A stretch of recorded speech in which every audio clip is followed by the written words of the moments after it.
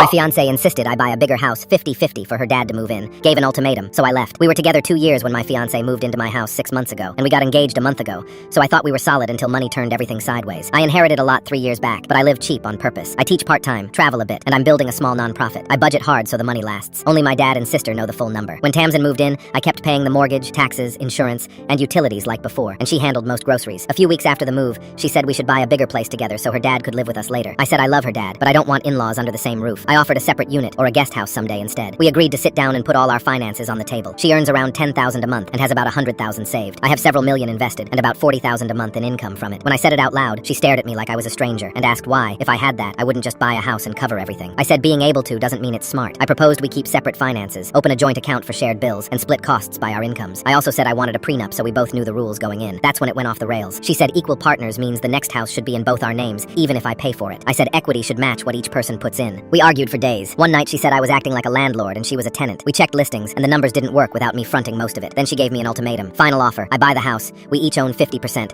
She'll sign a prenup. Take it or leave it. I asked if leave it meant we were done if I said no. She paused, then said yes. I took off the ring, set it on the table, told her it was over, and said she needed to move out. She jumped up, said she didn't really want to end it. She only wanted me to agree. She asked if I was choosing money over her. I said I was choosing boundaries. I told her she tried to make me fund her plan and hand over half. I locked my bedroom door that night. In the morning she made breakfast and asked to talk. She said I lied by hiding the size of my inheritance and that it made her feel I didn't trust her. She said the gap in money scared her, that it meant I would always have more power and she could be stuck if things went bad. She said it wasn't about wanting my money. It was about wanting proof I would choose her over money. She admitted the ultimatum was wrong and she was sorry. I apologized for being vague at the start of our dating and said I should have shared more once we got serious. I told her I still don't want to live with in-laws, even though I care about her dad. I told her I still don't want to live with in-laws, even though I care about her dad, and that I'm fine with visits, Sunday dinners, rides to appointments, and helping whenever needed, but I don't want another adult in our kitchen, bathroom, and hallway every day. I laid out what I would need to even try again. A tight prenup where each of us leaves with only what we put in, house equity tied to contribution, a joint budget funded in proportion to income while we keep separate accounts for personal stuff, counseling together, and a plan for her dad that's a guest house or a nearby condo, not the main house. She said it wasn't about wanting my money. It was about wanting proof I would choose her over money. She said she needed to feel safe and equal, that without a clear sign from me, she'd always wonder where she stood, and that fear was what made her push so hard the night before. She asked if I thought she'd take me to court someday. I said I wanted to make sure we'd never have to. She asked if I'd at least consider putting her name on my current house. I said no, because I bought it before we met. She nodded and agreed to all of it. I said I still wasn't sure. The way she flipped after seeing my numbers felt entitled and manipulative, and I didn't know if that part would pop up again. She booked a hotel for a few days. I packed some of her things to make it easier, labeled the boxes with a marker, and left them by the door. I called my sister and booked therapy. I took a long walk that night and tried to picture our life. In my head, every purchase turned into a debate. Even small things felt like tests we'd both fail. I stared at the ring on the table until the room felt too quiet. 12 days later, I asked her to come by. We sat in the living room with boxes stacked by the door. I told her I can't marry someone I don't trust. She said we could try couples counseling first. I said we're broken up, and I'll do counseling only to see if there's any path later. But marriage is off. Now her family are saying I'm choosing money over love. Am I the one messing up?